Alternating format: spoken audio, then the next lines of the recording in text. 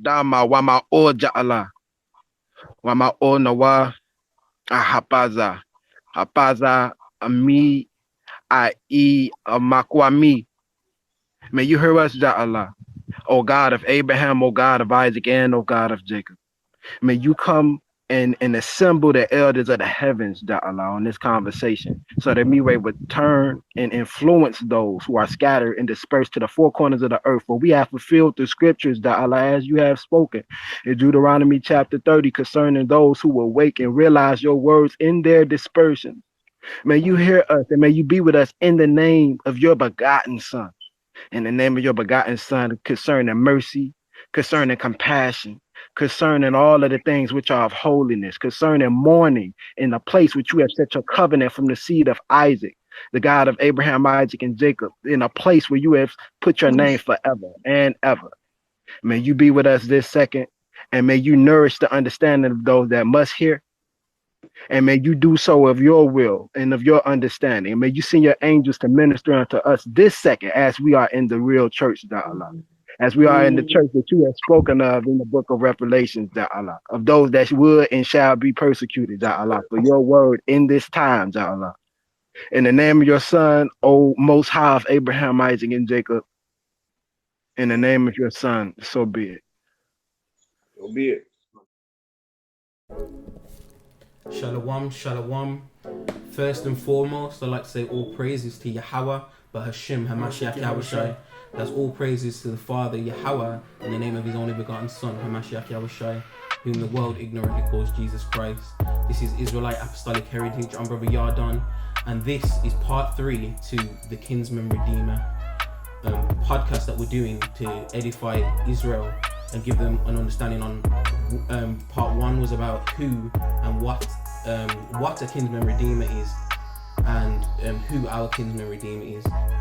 And now I'm going to be going into what happens after we've been redeemed. So before we get into it, I'd like to shout out all the Akim pushing this truth wholeheartedly and as it is written. Keep enduring in faith, and we're going to push this till kingdom come. Now let's get straight into it. So like I said, we've tackled what is a Kinsman-Redeemer. Eva, you brought out a scripture, the definition of the Kinsman-Redeemer. Have you got that definition? Can you just reread that definition for me?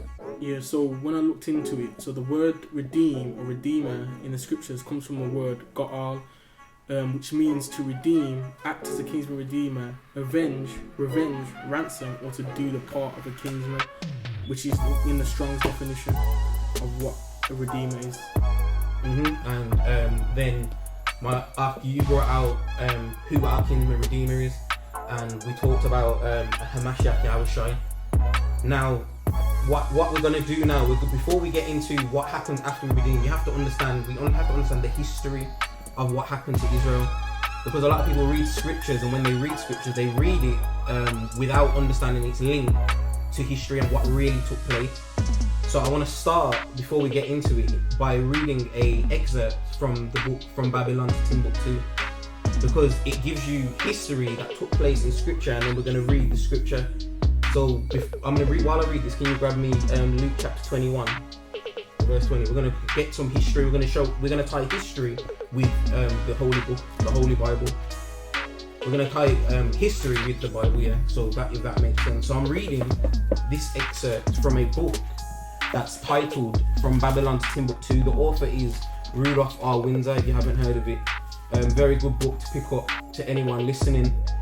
If you've listened to all the other parts, thanks for tuning in again. Make sure you like, subscribe, check out our YouTube channel, the website, so all the information's all there, and our Facebook page as well. So reading from Babylon to Timbuktu, page 84, the excerpt beginning at the paragraph that says, in the year 65 BC, the Roman armies under General Pompey captured Jerusalem. In 70 AD, General Vespasian and his son Titus put an end to the Jewish state with great slaughter. During the period of the military governors of Palestine, many outrages and atrocities were committed against the residue of the people. During the period from Pompey to Julius, it has been estimated that over 1 million Jews fled into Africa, fleeing from Roman persecution and slavery. The slave markets were full of black Jewish slaves.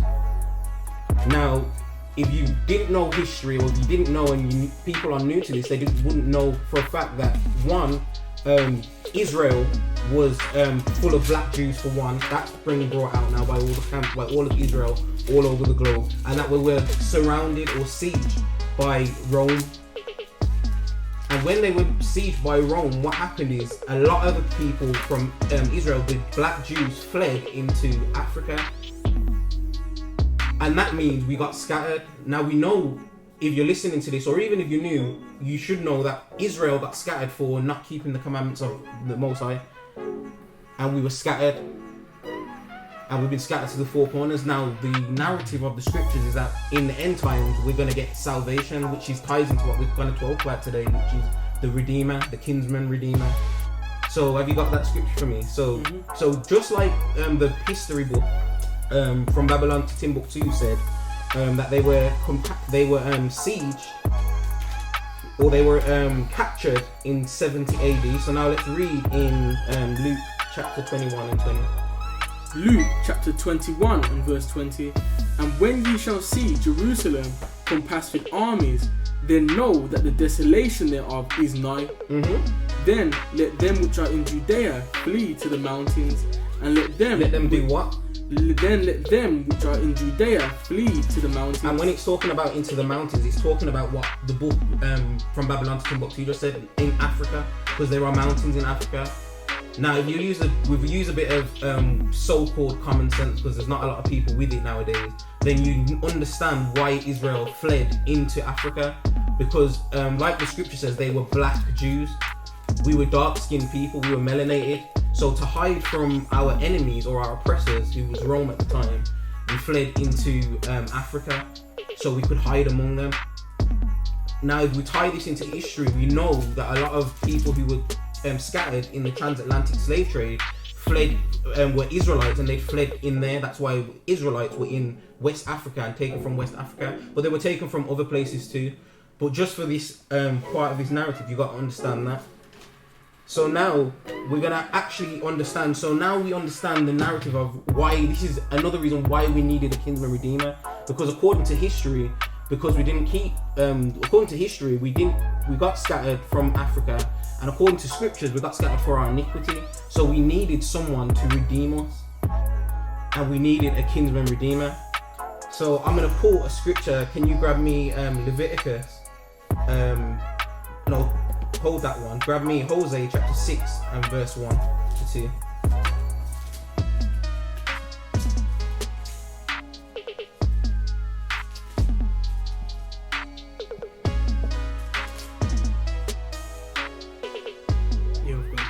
Okay, so hold that. But I'm going to read this because it's important for us to understand why, like I brought out before, I said it, but I didn't give you the scripture to understand why these things took place. So I'm going to read you Deuteronomy chapter 30, reading from verses 1 to 5. Now it says, and it shall come to pass, when all these things are come upon thee, the blessing and the curse which I have set before thee, and thou shalt call to mind among all the nations whether the Most High hath driven you, and shall return unto the Most High thy power, and shall obey his voice, according to all that I command thee this day, and thy children with all thine heart and with all thy soul, that then the Most High thy power will turn thy captivity and have compassion upon thee, and will return and gather thee from all nations, whether the Most High have thy power have scattered thee. If any of thine be driven out unto the outmost parts of heaven, from thence, and when it says heaven, it doesn't mean actual what the Western society teaches heaven mean. It's talking to the outmost parts of the world, because we were scattered to the four corners according to the scripture. And he says, if you do this in the last days, then he'll gather thee from thence, he will fetch thee, and the Most High thy power will bring thee into the land which thy fathers possessed, and thou shalt possess it, and he will do thee good and multiply thee above thy fathers. Now here it's showing you in a nutshell the narrative like I brought out earlier, and he's saying if we remember and return to keeping the law, statutes and commandments, then then we're gonna receive our Kinsman-Redeemer, because that'll be part of it. Because you have to accept, like I brought out in the last podcast, you have to accept your Kinsman-Redeemer. You can't get the benefits of your Kinsman-Redeemer unless you accept him. And if you do that and return to keeping the law, statutes, commandments, and following the ways of Yahweh, then this is going to happen. He's going to restore us and he's going to bring us back. So what scripture were you holding again? Hosea chapter 6 and verse 1. And this just brings it in even more. Read this out. Hosea chapter 6 and verse 1. Come and let us return unto the Lord, for he hath torn and he will heal us. He hath smitten and he will bind us up. After 2 days he will revive us. In the 3rd day he will raise us up, and we shall live in his sight. So now we're in the 3rd day, and our job as Israelites is that we accept our Kinsman-Redeemer, keep these law, statutes, and commandments like commanded, and then once we do that, then what does it say? He's going to do what? Read that one again. This is what's going to happen. After 2 days he will revive us. In the 3rd day he will raise us up, and we shall live in his sight. So like it says, and then we're going to be living, it reads on, no, that's just that one, yeah? And then get me Hosea chapter 1 and verse 10.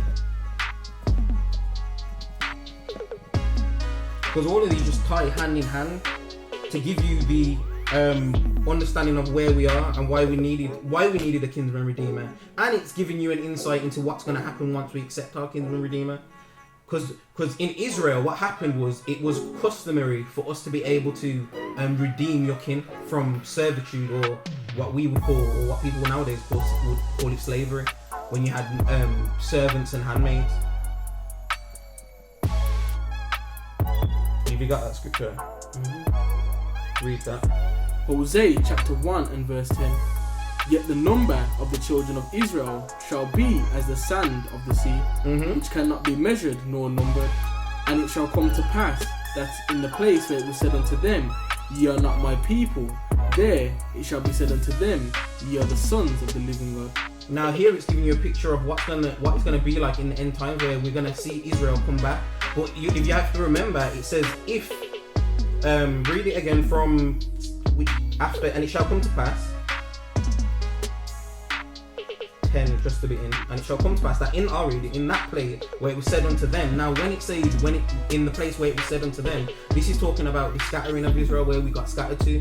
If then where we are then in our captivity, then there in that place there, in front of the Gentiles, in front of the people we've been scattered among, there they're going to see our redemption. There they're going to see how we were redeemed. Have you got that? Can you grab me that scripture that says in front of the Gentiles we're going to be redeemed, so that they can see?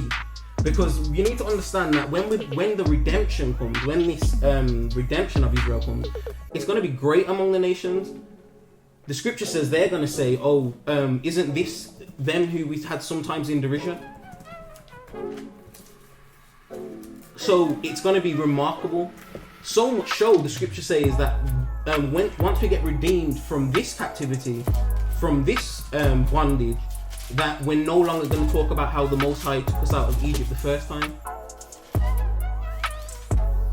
And we have to keep this in mind, because this is the great redemption that people like to talk about or try and bring themselves into. But like I said, people say, oh, salvation is for everybody. Salvation is for everybody, redemption is for everybody, but some people don't need redeeming. We need redeeming, and that's why we have our kinsman who paid the ultimate sacrifice for us to be redeemed. If I can just interject there, not only that did he pay the ultimate sacrifice, and not only that other nations don't need redeeming, and they don't need redeeming because one, they were never taken from their heritage, their language wasn't taken from them. Their identity wasn't taken from them. Okay, if they want to go back in history, they can go back in history and find their history from father to father to father to father. Come on. That's why you got that the ancestry.com and things such like that for the heathens to be able to go back and trace their history, because they can. The only people on the earth who can't do that is the children of Israel. Because the Most High says to Jeremiah that even Jeremiah himself was going to discontinue from his heritage because of the sins of our forefather. Okay? So I just thought I'd put that in there so that you have an understanding as to why we are saying not everybody needs salvation or redemption. And the word redemption means to return. What are the other nations returning to? Are they returning to our laws and customs? Because it wasn't given to them. You have to have had it first. Absolutely. For you to return to it. To return back to it. And also our salvation. Salvation means to be saved from your enemies. Now, these other nations, what enemies have they got? They come into our community. They can buy shops. They can get up. They can get on the ladder and do well. It's only our nation who is at the bottom of all the nations, pursuing to what the Most High said in Deuteronomy, that He's going to scatter us and put us, make us a tail. So we're going to be redeemed from our enemies, and that's going back to the word Ga'ar. And the word Ga'ar, when you go into the actual word Redeemer in the what's it called? Strong's Concordance. The Strong's Concordance, it says to repay, to revenge or to ransom. So we have to be redeemed, and we have to have salvation from our enemies, which are all the nations on the planet, because we are at the bottom of all the nations, and they don't care, and they don't care what we've been through. Okay, but the Most High did say that was going to happen. So I took it just slightly off track. So I'll let you get back onto what you're teaching. Thank you for that input. Well, like I said, we're going into this redemption. Speaking about, because we're talking about our Kinsman-Redeemer. So you were holding that scripture for me. Read that scripture for me. Psalm chapter 50, and I'm reading from verse 16. It says, "But unto the wicked, Yah saith, what hast thou to do to declare my statutes, or that thou shouldest take my covenant in thy mouth?" And he's talking to all the other nations, because like we said, it wasn't the law, statutes, and commandments, the oracles of the Most High weren't given to any other nation. It wasn't given to them, read it. It's mainly talking to Edom as well, because Edom is the one that's really like trying to take our book and trying to push it, and then Catholic, and then paint their likeness. And sitting in the seat of Yah, saying they are Yah. Verse 17, "Seeing thou hatest instruction and castest my words behind thee." Read it again. "Seeing thou hatest instruction and castest my words behind thee." Because they took the book and they pretended like they were going to keep the law, steps, and commandments. They pretended that they cared about the things of the Most High, but they didn't, and they threw it behind them. It's the same way with Esau when he was given the birthright, and he cast the Most High's birthright behind him. He didn't care about the instruction of the Most High. All he cared about was the physical things that he could get, and he didn't care about the spiritual things. Because and with the scriptures, the narrative has parts to it. So something happened, then there's another thing that happened, then another thing happened. So we're talking about our Kinsman-Redeemer. We fell off, we got punished, and then He's going to heal us, like it said in Hosea. Can we just read that in Hosea? He's smitten us. He's punishing us for our iniquity, and then He said He's going to heal us up. So we're going to have to get into all that, and you got to understand the part in the middle that I'm talking about in this 3-part thing. So same way you have a marriage, a divorce, and a remarriage in the spiritual understanding. The same way you have the Most High turning His face away from His children, and then the readoption. Because the scripture says, "To whom pertaineth the adoption?" And that's talking about Israel. So the same way in this same part, the middle part is where our Kinsman-Redeemer comes in. And when our Kinsman-Redeemer steps in, then we can get to the final part of what the scriptures wants us to understand, the gospel of the kingdom.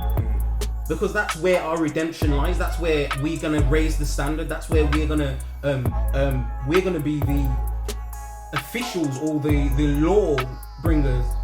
What are they called? What do you call a police officer? Law enforcement. The actual Torah enforcers in the kingdom, under our king, who will be Hamashiach Yahushai. So going back a bit to what you were saying in regards to the children being scattered and then waking up in the land of their enemies, because I think you were looking for the scripture where it says he's going to set them in order. Yeah, that's okay. Yeah, so we're just going to go to Psalm 50 and verse 21. That's where we are. We're going to go first, a couple of verses down. Okay. So, okay, just read it then. Psalm 50 and 21. Psalm chapter 50 and verse 21. These things hast thou done, and I kept silence. Thou thoughtest that I was altogether such an one as thyself, but I will reprove thee and set them in order before thine eyes. And he's going to reprove the nations and set us, Israel, in order before their eyes. So, precept for that is Isaiah 60, reading from verse 1.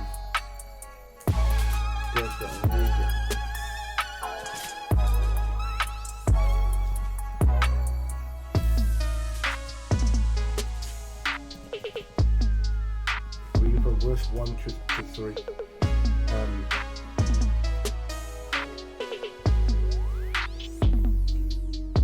Isaiah chapter 60 and verse 1 to 3. Arise, shine, for thy light is come, and the glory of the Lord is risen upon thee. Arise and shine, your light is come, and the glory of Yahweh is risen upon you. And that's saying that when the Most High takes the spiritual sleep of Israel and they wake up, okay, in the lands of their captivity, he says, arise and shine, because now your light has come. Where has it come? Amongst the Gentiles. Okay, read on. For behold, the darkness shall cover the earth. Because darkness covered the earth. Read on. And gross darkness the people. And gross darkness the people. That's all the history, all the lies that have been perpetrated in history. The lies about who the nations are, the names that were changed, what actually took place in history. All that is about to flood out. It's already out there, but it's not flooding yet, but it's going to flood out there, okay, because all the nations are going to know the truth, because the scripture says you know the truth, and the truth shall set you free. And the scripture also says that the nations shall say, surely our fathers have inherited lies. So how are they going to know if their fathers inherited lies unless the truth is out there? Okay, and who's going to bring the truth? Israel is going to bring the truth. Gross darkness to people. Read on. But the Lord shall arise upon thee. But the Lord shall arise upon Israel. Read on. And his glory shall be seen upon thee. Yes, read on. And the Gentiles shall come to thy light. And the Gentiles shall do what? And the Gentiles shall come to thy light. And they're going to have to accept the truth. Read on. And kings to the brightness of thy rising. And we could get in more in depth with the kings to the brightness of your rising in respect of these rulers. Eventually, they're going to have to admit we are the children, Israel are the children or the sons of the living power, and they are going to open up their treasuries, and they're going to feed Israel so that Israel becomes a strong nation. That's in the future. Okay, at this moment Israel is just waking up, and it's a waking up process. But anyway, continue. It's very, very important what you said as well. And I love that scripture, because when you used to read it in church, you shall know the truth, and the truth will set you free. Now you understand. Once you understand the narrative of scriptures, that we are in captivity, you are still in a form of bondage. Now, for you to get free from it, you need to, one, accept your Kinsman-Redeemer, because it says, I am the way, the truth, and the life. So if he is the truth, and the truth is what sets you free, as long as you accept him as your Kinsman-Redeemer. Now there's things we have to do according to scripture to show our Kinsman-Redeemer we accept him, because he tells us to do things to remember him. And we're gonna have to do a whole other podcast to go into a lot of things that people won't do that Messiah said do, because if Messiah says do it, it's the most important thing, and nothing supersedes that. Nothing supersedes that. He says, he tells you how to remember him. He tells you how to accept him. So we're gonna get into that a bit later about how do we accept our Kinsman-Redeemer? What do we have to do to accept him as our Kinsman-Redeemer? But we're gonna go into some more scriptures, because we're getting this same narrative, the same story, the same history all over again, and it's prophecy. So it's not just history; it's both history and prophecy, and in the scriptures. And the scriptures are just repeating itself, and another prophet will come along, but he'll be saying the same thing. So now we're going to jump to Leviticus, and I'm going to read from chapter 26, and I'm going to read from 44 to 45. And it says, "And yet for all that, when they be in the land of their enemies, I will not cast them away, neither will I abhor them to destroy them utterly, and to break my covenant with them. For I am the Most High, their power. But I will for their sakes remember the covenant of their ancestors, whom I brought forth out of the land of Egypt, in the sight of the heathen, that I might be their power. I am the Most High." So again, he's telling you can read up let me read it up again, just to give you a better context of what was going on, because I started a bit further down.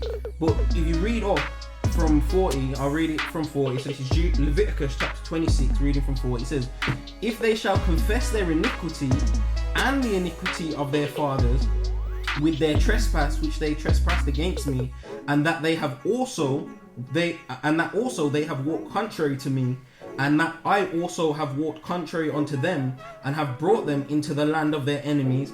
So giving you the first part of the narrative, we have the trespass of our fathers. The trespass of our fathers has been passed down onto the seed, and that's why we're still under the curses today. Now it says, and then it says, if we confess those iniquities of our forefathers, and we've walked contrary to him, and it says, in the land of our enemies. So it's talking about the scattering. I'll read on, and it says, land of their enemies. "If then their uncircumcised hearts be humbled, and they accept the punishment of their iniquity, then will I remember my covenant with Jacob, and also my covenant with Isaac, and also my covenant with Abraham will I remember, and I will remember the land. The land also shall be left of them, and shall enjoy her Sabbath." And this is all to do with the scattering, because we weren't in the land. The land is laying desolate, and the Most High the Most High calls it Sabbath, because those days are there for the land to be resting. And that's what happened when we left, because we were doing things in the land. We were farming, agriculture. So we were working when we were in the land. Israel were a very industrious people. And if you actually do research on it, like all the things that they created and made, it's all from Israelites. Even they taught the Egyptians, according to history.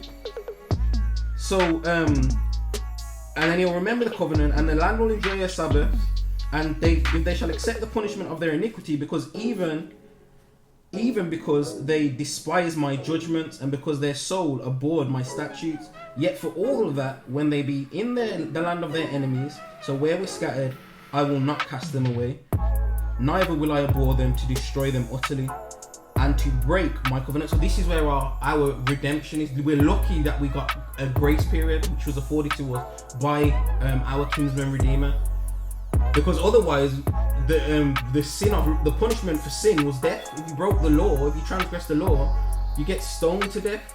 People got hung, and this is how we was. We had laws that were set up to make people righteous. Even kids got stoned. If you don't understand scripture, if a child was disrespectful to their parent, they'd take the child outside and stone it. Because it's better that one person will punish, and the rest of Israel see and then correct themselves, than that one affect the rest of the people and cause everyone to sin because they believe they can get away with it.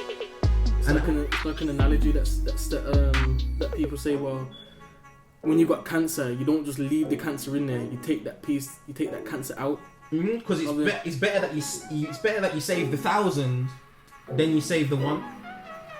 Okay, and this is Leviticus chapter 26, reading verse 44. "And yet for all that, when they be in the land of their enemies, I will not cast them away." Yeah, and the churches say Israel is done away with. But in Leviticus it's saying it doesn't matter that they fell away and that they're in the land of their enemies. He will never do away with Israel. Read that bit again. "And yet for all that, when they be in the land of their enemies, I will not cast them away. I will not cast them away, read on. Neither will I abhor them. Neither will I hate them, carry on. To destroy them utterly. To do what? To destroy them utterly. Read on. and to break my covenant with them. For I am the Most High, their power. But I will, for their sakes, remember the covenant of their ancestors. They will remember the covenant of our ancestors, Israelites' ancestors, who are? Is Abraham, Isaac, and Jacob. Abraham, Isaac, and Jacob.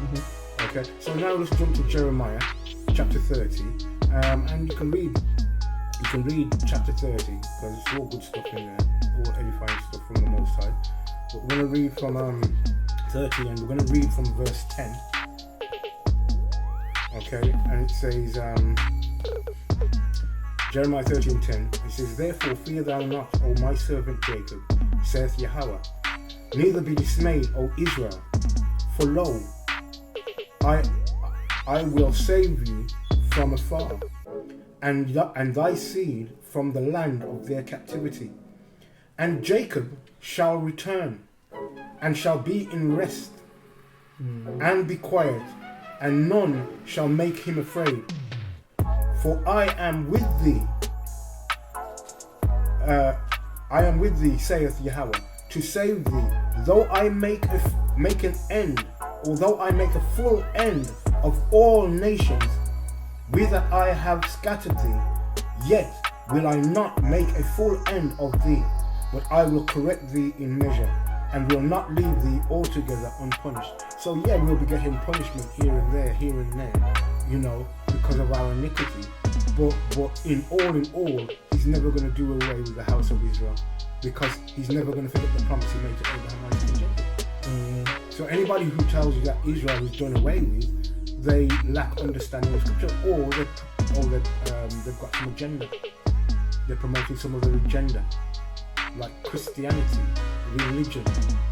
There's no religion in Torah. There's law, statutes, and commandments. A history of a culture of a people, okay, who are Israelites. Continue. So we're gonna go to the scripture. Can you grab me Amos 9:11, please? But before we get there, I'm gonna read a scripture in Ezekiel, and I'm reading Ezekiel chapter 37. I'm gonna read from 15.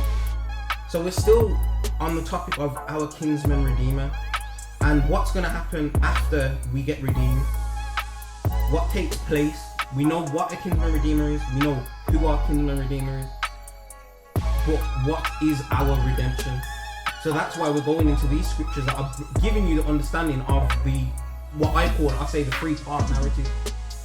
The three parts of the narrative. When we fell off, we got cast away, then we get our Kinsman-Redeemer, our redemption comes from him, and then these are happening, and these scriptures are giving you that part of the redemption, how we're going to be redeemed, what are we being redeemed from, what are we being saved from.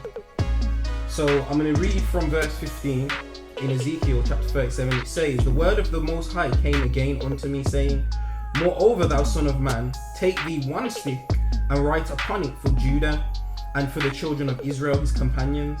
Then take another stick, and write upon it for Joseph, the stick of Ephraim, and for all the house of Israel his companions, and join them one to another into one stick, and they shall become one in thine hand." And I'll stop. No, let me read on, because I'm going to finish it off, because there's a bit more in there. But you can see where we're going with this. The redemption is for the whole house of Israel. He's saying that the kingdom will split into northern and southern kingdom.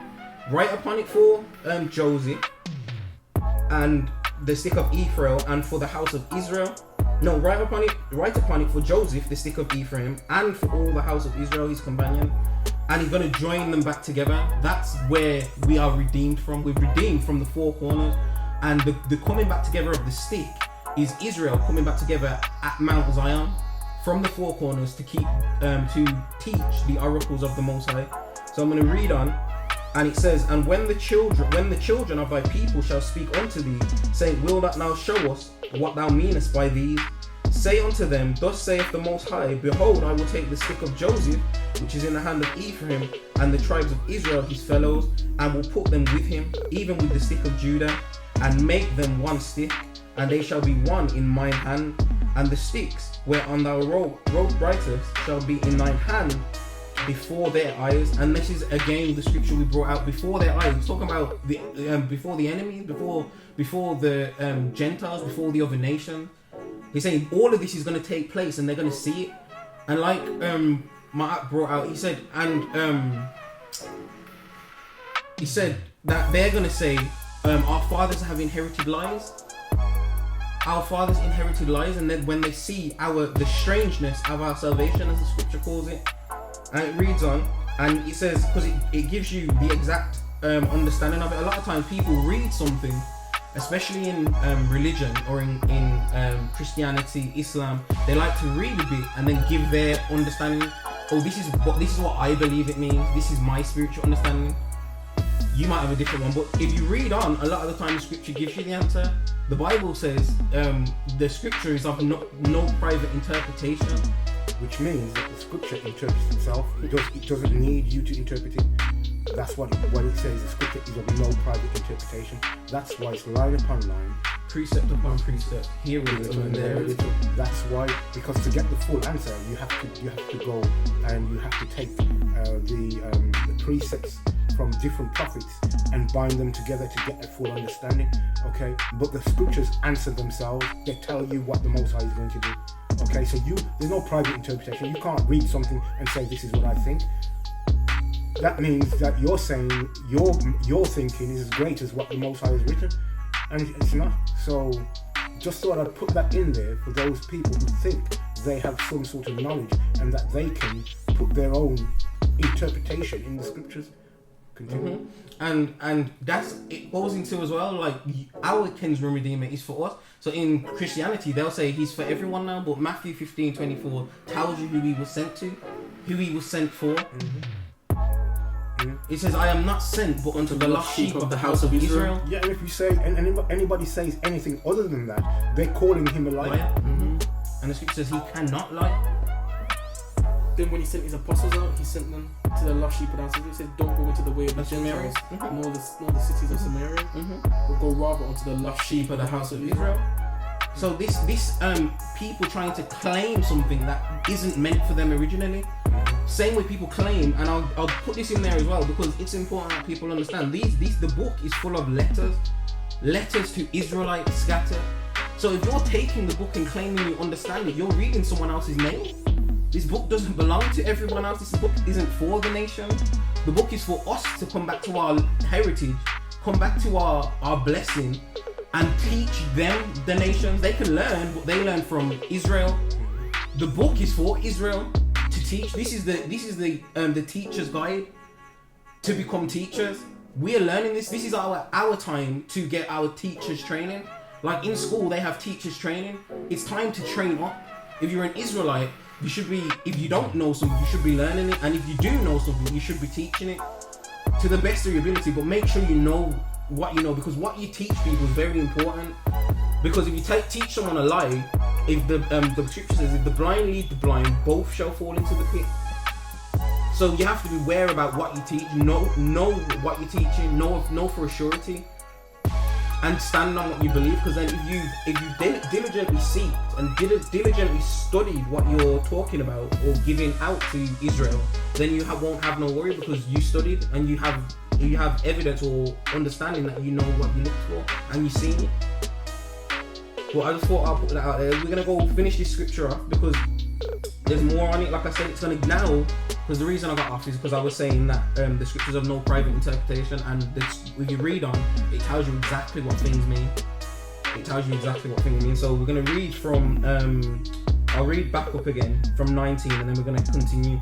It says, "Say unto them, thus saith the Most High Power, Behold, I will take this stick of Joseph, which is in the hand of Ephraim, and the tribes of Israel, his fellows, and put them with him, even with the stick of Judah, and make them one stick, and they shall be in one in mine hand, and the sticks whereon thou writest shall be in thine hand before their eyes."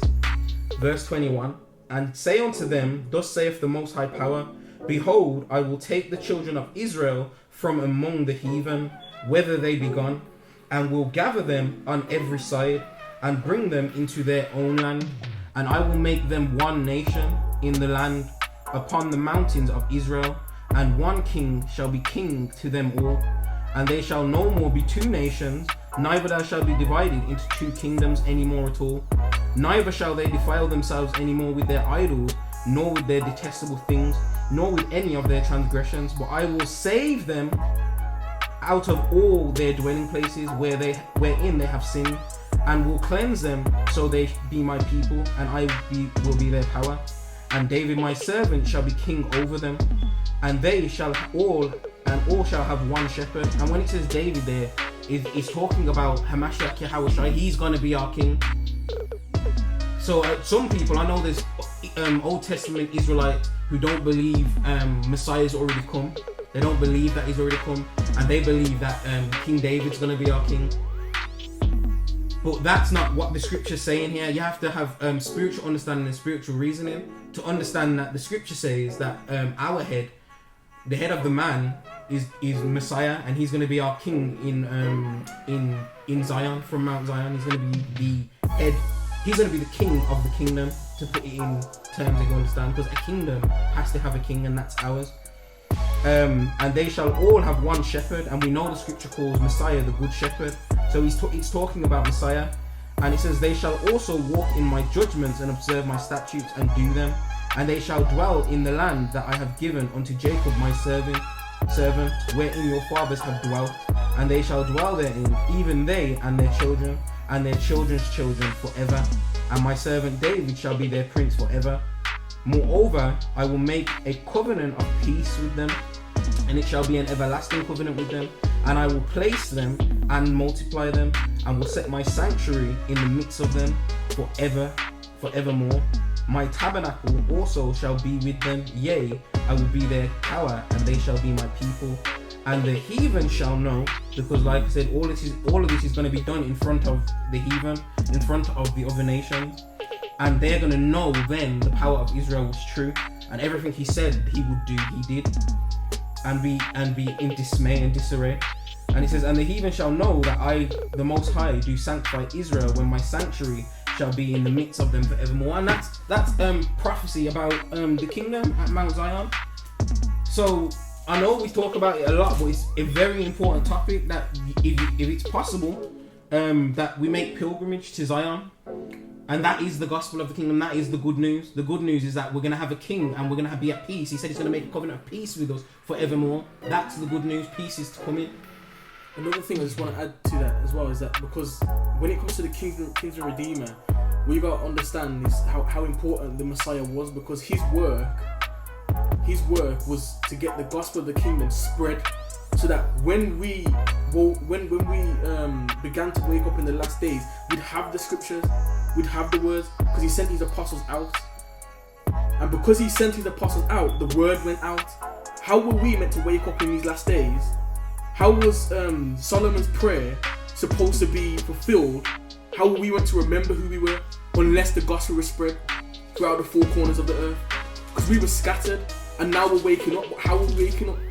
We're waking up because the Messiah came, he came down, and he spread the gospel of the kingdom. And he told them to go out and go to his brothers wherever they are. So they went to the Romans, the Israelites in Rome. They went to the Israelites in Ephesus. They went to the Israelites in Corinth. And over time, we spread more and more, and we were scattered more and more. But with that, the gospel was still being spread, because then what happened is that the nations took hold of the book and pretended like they were some enforcement. They pretended like they were their scriptures, and they painted it in their likeness, and we became so low that we forgot who we were. But without the gospel being spread, we wouldn't know who we are right now. We'd still be lost, and we'd still be nobodies. We'd still be the names that they call us, the names that the bywords they call us, that they made up. We'd still be calling ourselves black. We'd still be calling ourselves niggers. We'd still be calling ourselves coons, speaks, all those names that they call us, porch monkeys. But because the gospel, because the Kinsman-Redeemer came to redeem us, he came with the scriptures, he came with the words of the Most High, and through his word, we were able to remember who we are, we were able to bethink ourselves. Because it says that we're going to remember ourselves. The scripture that you read said we're going to remember ourselves in the lands of our captivity. And the scripture you're on about, which you mentioned, the bethinking, that's in 1 Kings 8:47, yeah? It says that we're going to bethink ourselves. And it's very true what you said, because that's why we've got a Kinsman-Redeemer. That's why we needed our Kinsman-Redeemer. And although he came and he done his sacrifice, although he's come and done his sacrifice and made and shed his blood for us, the curses still had to take place. The curses had to play out. That's why we got so far. But until we got to the position we were in, until we fulfilled our time, so the time of the Gentiles was fulfilled, until we got our punishment, the regathering didn't begin. But now we're at a time when it's time for that. Yeah. That's what we're pushing. Yeah, and as Evil was saying, he said that what Messiah did for us is, and this goes into all of that speaking in tongues, okay? But that would be another topic altogether, okay? But he allowed the scriptures to be to survive, okay, to be maintained enough to wake Israel up in the last days. And I've got a precept for that. So if we go to Ecclesiastes, I'm only going to read the one verse, although it's all of it is talking about the same. It's talking about the end days, but you have to be spiritually minded to actually understand it if you're reading down. But let's just read verse 1, chapter 11, verse 1.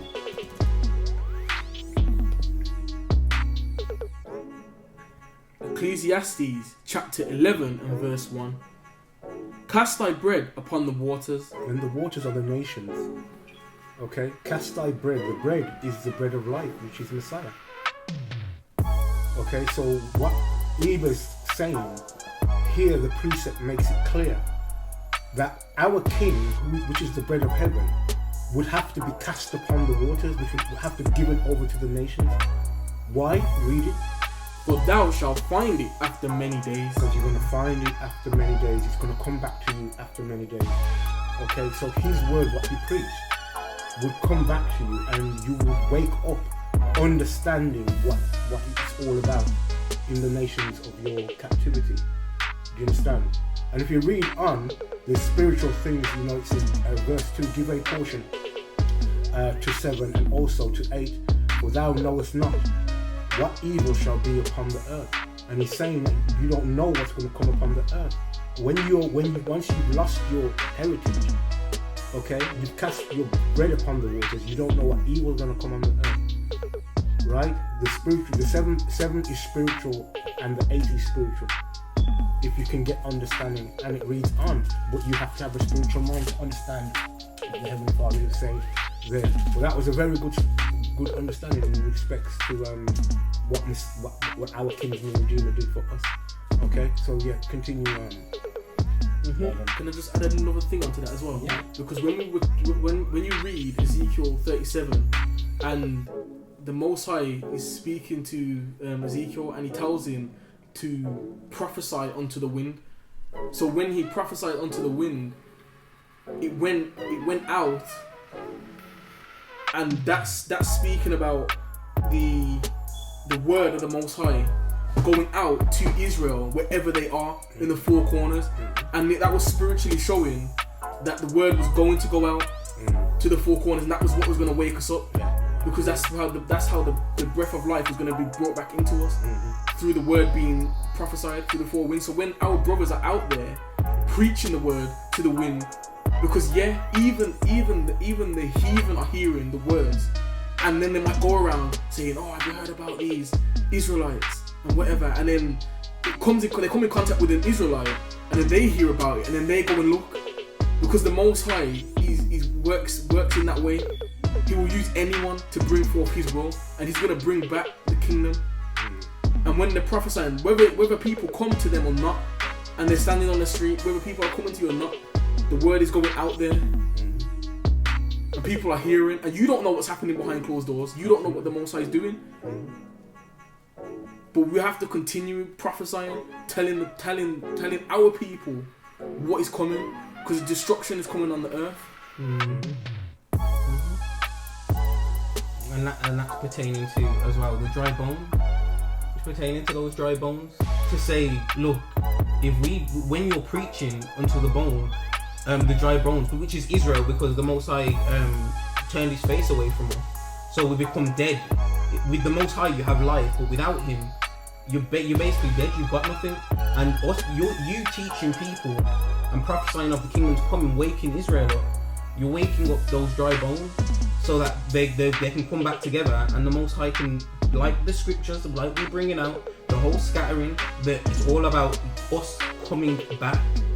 It's our time. You might hear Israelites saying, we got next. And we say, we got next. And we say it with chest. Because the kingdom's not going to be full of anyone who isn't fervent.